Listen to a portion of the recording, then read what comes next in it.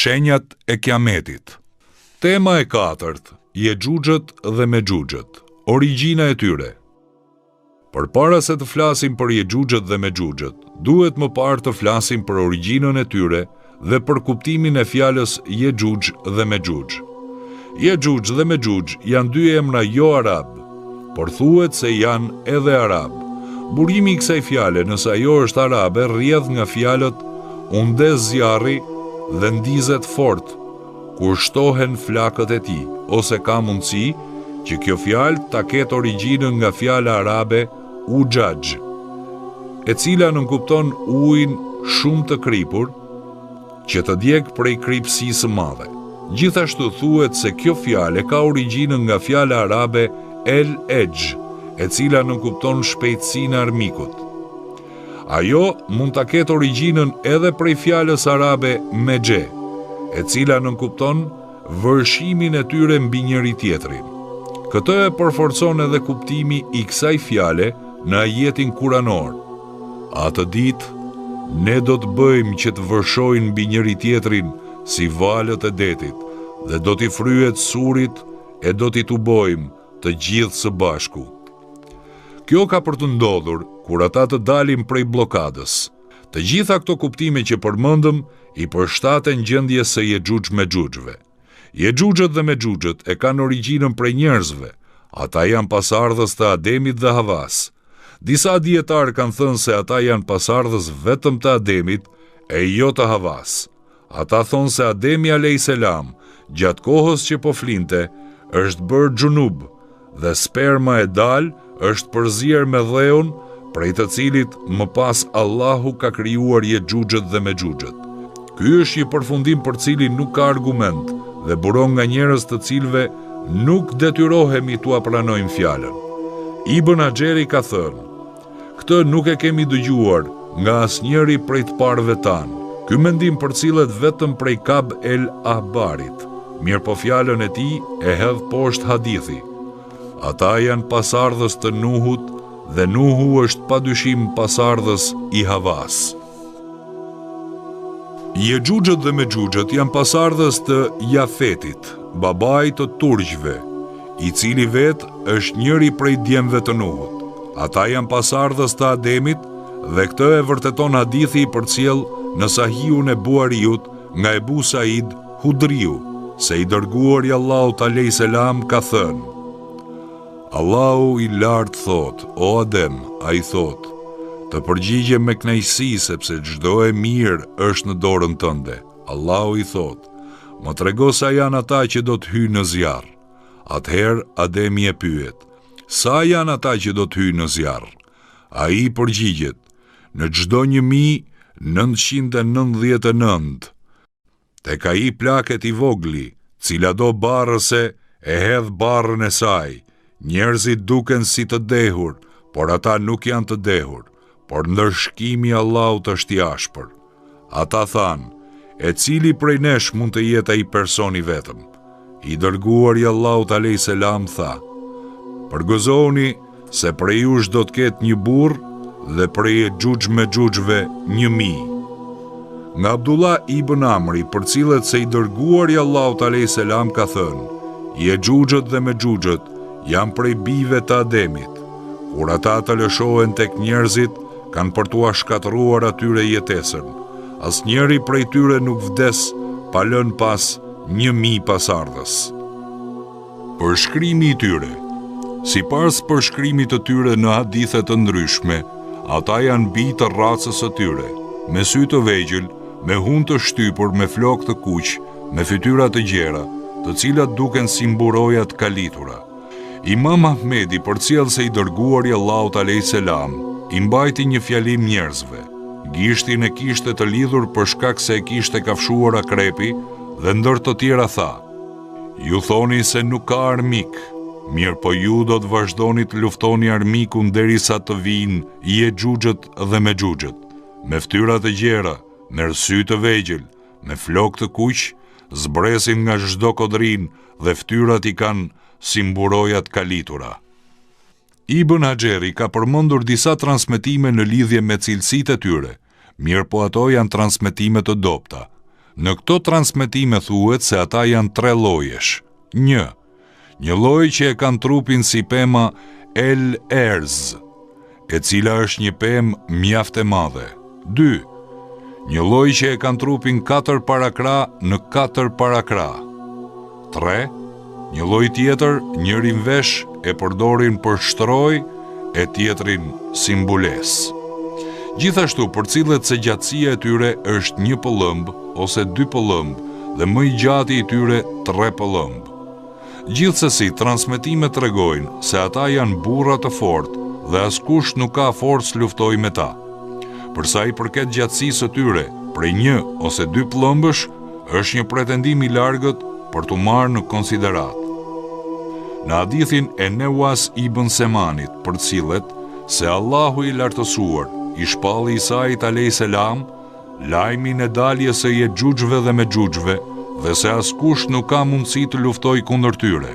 Allahu e urdhëron Isain a.s. që t'i largoj besimtarët nga rruga e tyre duke i thënë: "Mbroj robërit e mi në Tur." Këtë do t'a sqarojmë kur të flasim për daljen e tyre me lejen e Allahut. Argumentet për daljen e Yexhuxhve dhe Mexhuxhve. Dalja e Yexhuxhve dhe Mexhuxhve në kohën e fundit është një prej shenjave të mëdha të kiametit. Daljen e tyre e argumenton Kurani dhe Suneti. 1. Argumente nga Kurani. Allahu i lartësuar thot: "Dhe kur të dalin Yexhuxhët dhe Mexhuxhët, e të shpejtojnë prej çdo lartësie dhe të afrohet premtimi i vërtet, kiameti, atëherë sytë atyre që nuk kanë besuar do të zgurdullohen e thonë: Mirë për ne kemi qenë të pavëmendshëm ndaj kësaj dhe kemi ngarkuar veten me gjunahe." Allahu i lartësuar thot: "Pastaj mori një rrugë tjetër, derisa kur arriti në mes 2 malesh, gjeti rrës tyre një popull i cili pothuaj nuk kuptonte asnjë të folme. Ata thanë: "O Dhul Karnein, vërtet Yexhuxhët dhe Mexhuxhët janë nga të rrest në tokë. Ato të japim një pagesë që të ndërtosh një pengesë midis nesh dhe atyre?" Ai tha: "Ajo që më ka mundsuar Zoti im është më e mirë nga pagesa juaj, por më ndihmoni mua me krah. Do të ndërtoj një pengesë midis jush dhe atyre. Më sillni blloqe hekuri." Dhe kur ai rrafshoi 2 anët e thepisura të maleve, tha: "Fryni zjarri derisa hekuri të skuqet si zjarri." Pastaj tha: "Më sillni bakër të shkrirë që ta hedh në të." Kështu ata, Yexhuxhët dhe Mexhuxhët, nuk mundën që ta kapërcenin pengesën dhe nuk mundën që të hapnin vrim në të. Ai tha: "Kjo është mëshirë nga Zoti im. Kur të vi premtimi i Zotit tim, ai do ta rrafshoj atë pengesën. Premtimi i Zotit tim është gjithnjë i vërtet. Atë ditë ne do t'i bëjmë që të vërshoj njëri mbi tjetrin si valët e detit dhe do t'i fryhet surit e do t'i tubojmë të gjithë së bashku." Këto ajete tregojnë se Allahu i lartësuar i ka mundsuar Dhul Karnenit, 2 brirëshit, mbretit vepër mirë, ndërtimin e një blokade të madhe për të penguar Yexhuxhët dhe Mexhuxhët, këtë popull shkatrimtar në tokë, në mënyrë që të mos dalin jashtë e të mundojnë njerëzit. Kur të vi koha e caktuar e të afrohet kiameti, kjo blokadë do të qahet dhe Yexhuxhët e Mexhuxhët do të dalin me shpejtësi të madhe. Ata do të dalin në një numër aq të madh, sa që me ta nuk mund të përballet askush nga njerëzit. Ata do të përhapen midis njerëzve si dallg, duke rrënuar e shkatëruar tokën. Kjo do të jetë një shenjë që tregon se është afruar fryrja e suhrit, shkatërimi i botës dhe ora e kiametit, sikurse do ta sqaroj më poshtë nëpërmjet haditheve të saktë. B. Argumente nga Suneti i pastër. Hadithet që tregojnë për daljen e Yexhuxhve dhe Mexhuxhve janë të shumtë. Ato arrin gradën e hadithit Mutawatir kuptimor. Disa prej tyre i kemi përmendur, gjithsesi këtu po përmendim diçka prej tyre. 1. Në 2 sahijet përcillet nga Zejnebi, e bia e Gjashit, se i dërguari Allahut a.s. kishte hyrë një ditë tek ajo mjaft i shqetësuar duke thënë: La ilaha illallah, nuk ka të adhuruar me merit përveç Allahut. Mirë për arabët nga e keqja që ju është afruar. Sot nga blokada e Yexhuxhve dhe Mexhuxhve është hapur kaq, duke bërë një rreth me gishtin e madh dhe atë tregues të dorës. Zejnebia, e bia e Gjashit, tha: O i dërguari i Allahut, a do të shkatërrohemi dhe kur ka midis nesh njerëz vepër mirë? A i tha: Po, nëse shtohet shumë e keqja. 2. Në hadithin e Newas ibn Semanit, ndër të tjera i dërguari i Allahut a.s.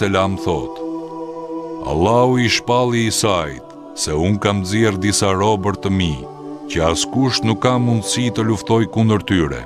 Prandaj shko e ruaj robërit e mi në Tur.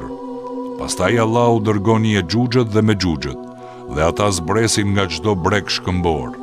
Ata kalojnë në detin e Taberijes dhe e pinë tërë ujin e saj. Pastaj aty kalojnë të fundit e tyre dhe thonë: Në këtë vend dikur ka pasur ujë. Profeti Allahut Isai a.s. bashkë me shokët e tij rrethohen, saqë koka e viçit për ndonjërin prej tyre do të ishte më e mirë se 100 dinar për ndonjërin prej jush sot. Isai bashkë me shokët e tij i luten Allahut. Allahu dërgon në kokat e tyre negafet dhe ata shtrihen të tërë të vrarë si të ishin një person i vetëm. Profeti Allahut Isai bashkë me shokët e tij zbresin në tokë. Ata nuk gjejnë në tokë asnjë pëllëm vend të pazën nga kufomat dhe era e tyre e keqe. Profeti Allahut Isai bashkë me shokët e tij i luten Allahut dhe i dërgon disa shpend si qafat e deves, të cilët i marrin dhe i hedhin atje ku don Allahu. Muslimi në një transmetim të tij pas fjalëve në këtë vend dikur ka pasur ujë, gjithashtu ka transmetuar edhe këto fjalë. Ata vazhdojnë të ecin derisa arrijnë në malin El Humer, i cili është një mal në Beitul Maqdis, shtëpinë e shenjtë, dhe pastaj thonë: Të gjithë ata që janë mbi tokë i vram, ejani të vrasim ata që janë në qiell. Ata hedhin shtizat dhe shigjetat e tyre drejt qiellit dhe Allahu a kthen ato të ngjyrosura me gjak. 3. Në hadithin e Hudhejfe ibn Useidit përmenden shenjat e kiametit dhe ndër të tjera aty është përmendur edhe dalja e Yexhuxhve dhe Mexhuxhve.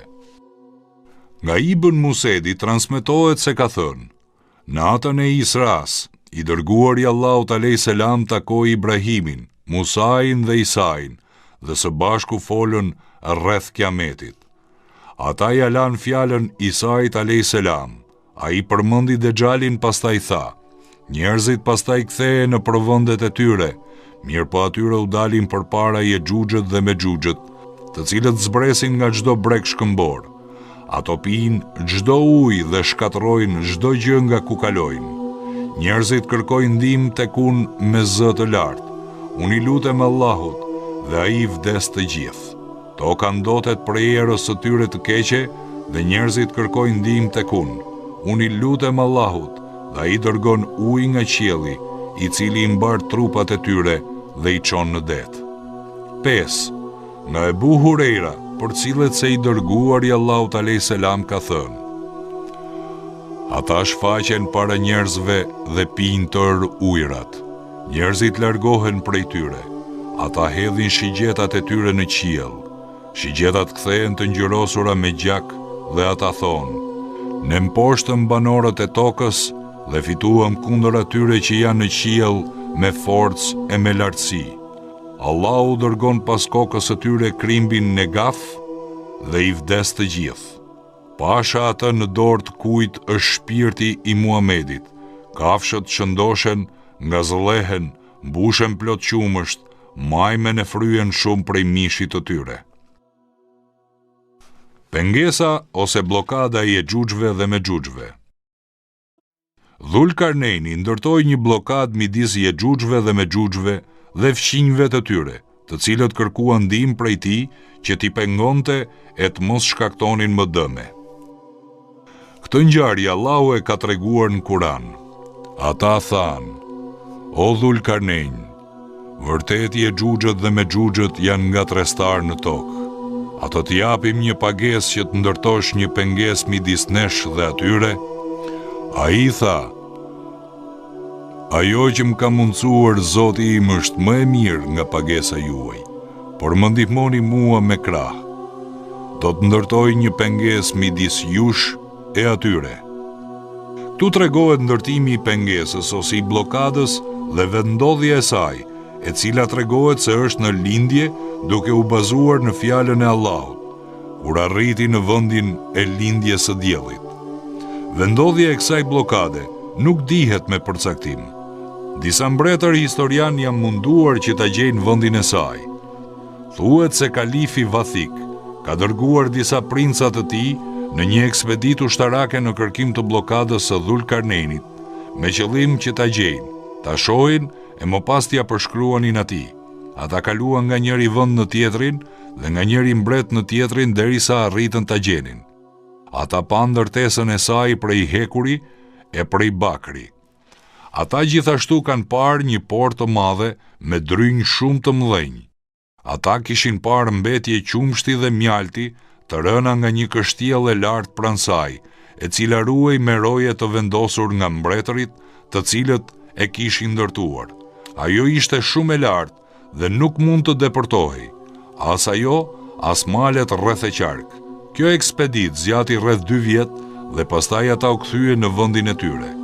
Këtë ngjarje ka treguar Ibn Kathiri në tefsirin e tij, mirë po nuk ka dhënë zinxhirin e transmetimit të saj, kështu që Allahu e di se sa e sakt mund të jetë kjo ngjarje.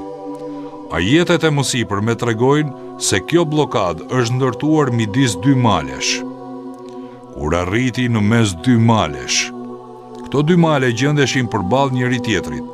Pastaj Allahu i lartësuar thotë: kur ai i rrafshoi 2 anët e thepisura të maleve. Pra, me të barazoi 2 kreshtat e maleve, duke vendosur bloqe hekuri e duke i hedhur sipër tyre bakër të shkrirë. Me këtë, ajo bë një blokadë shumë e fortë dhe e qëndrueshme. Imam Buhariu ka thënë: një burr i tha të dërguarit të Allahut alayhis salam: unë kam parë blokadën, e cila dukej si një gjybe me vija të bardha e të zeza, ose të kuqe. I dërguari i Allahut alayhis salam tha: ti e ke parë me të vërtetë. Një blokadë është zbuluar në afërsi të qytetit Tirmidh dhe quhet si Porta e Hekurt. Në fillimet e shekullit të 15 sipas Krishtit, pranë këtij muri ka kaluar një dietar gjerman, Sild Berger, dhe e ka regjistruar atë në librin e tij. Po kështu këtë mur e ka përmendur edhe historiani spanjoll Clavico në ekspeditën e tij të vitit 1403. Ai ka shkruar: blokada e qytetit, Porta e Hekurt në rrugën e Samarkandës dhe të Hindit. Ndoshta kjo blokadë mund të jetë blokada e ndërtuar prej Dhul Karneinit. Ndoshta kjo blokadë është rrethimi i qytetit Tirmidh, për të cilin bën fjalë Yakut el Hamawiu në enciklopedinë e tij, dhe jo blokada e Dhul Karneinit. Gjithashtu në këtë temë nuk na intereson caktimi i vendodhjes së kësaj blokade.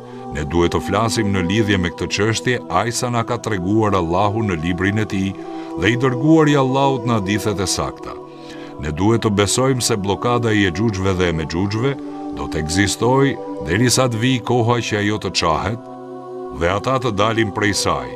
Një gjë e tillë ka për të ndodhur kur kiameti të jetë afruar shumë, sikurse thot Allahu në Kur'an: kjo është mëshirë nga Zoti im. Kur të vijë premtimi i Zotit tim, ai do ta rrafshojë atë pengesën. Premtimi i Zotit tim është gjithnjë i vërtet. Atë ditë ne do të bëjmë që të vërshojnë njëri mbi tjetrin si valët e detit dhe do t'i fryhet surit e do t'i tubojmë që të gjithë së bashku. Kjo pengesë ose blokadë ekziston dhe nuk është bllokuar akoma. Këtë e vërteton dhe hadithi i përcjell nga Ebu Hurera, se i dërguari i Allahut alayhis salam ka thënë: Ata e gërmojnë atë çdo ditë, dhe kur ata arrin pothuajse pranë zhbllokimit të saj, ai që i komandon u thot: "Ktheuni, sepse do ta zhbllokoni nesër." Allahu e rikthen atë akoma edhe më të fortë, kur ata të plotësojnë kohën e tyre, dhe kur Allahu të dojë t'i nxjerrë ata para njerëzve, ai që i komandon u thot: "Ktheuni, sepse do ta zhbllokoni nesër, në dasht Allahu, inshallah." Ata kthehen të nesërmen dhe e gjejnë siç e kanë lënë, e prishin blokadën dhe dalin para njerëzve. Ata pinë tërë ujërat dhe njerëzit arratisen prej tyre. Në hadithin e përcjell në të dy sahijet thuhet se prej kësaj blokade është hapur një pjesë e vogël dhe për të i dërguari Allahut alayhis salam është trembu shumë. Në lidhje me tartarët, Kuturbiu ka thënë: "Në këtë kohë ka dalë një numër aq i madh i tyre, saqë askush tjetër përveç Allahut nuk arrin t'i numëroj. Vetëm Allahu mund t'i largojë ata prej muslimanëve. Ata duken sikur të ishin Yexhuxhët dhe Mexhuxhët, ose një pjesë e pararojës së tyre." Tartarët janë shfaqur në kohën e Kurtubiut, dhe duke dëgjuar për shkatërimin dhe vrasjet e tyre të mëdha, ai pandeu se ata janë Yexhuxhët dhe Mexhuxhët, ose pararoja e tyre. Mirëpo shenjat e mëdha të kiametit, prej të cilave është edhe dalja e Yexhuxhëve dhe Mexhuxhëve në kohën e fundit, nuk ka ndodhur akoma, sepse hadithet e sakta vërtetojnë se dalja e tyre ka për të qenë pas zbritjes së Isait alayhis salam. Isai alayhis salam është ai që lutet kundër tyre. Allahu i shkatërron ata, i hedh në det dhe i shpëton vendet dhe njerëzit nga e keqja e tyre.